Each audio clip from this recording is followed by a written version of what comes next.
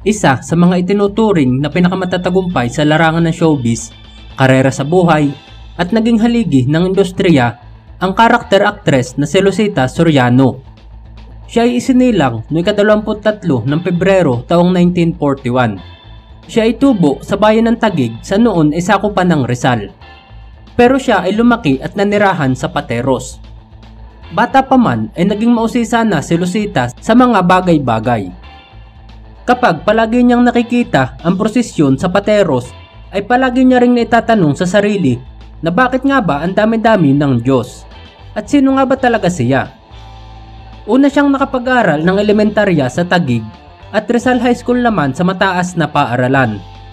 Sinubukan niya ring mag-aral sa University of the East para magkaroon ng college degree, ngunit hindi naman niya ito natapos dahil sa iba ang nais ibigay sa kanya ng kapalaran.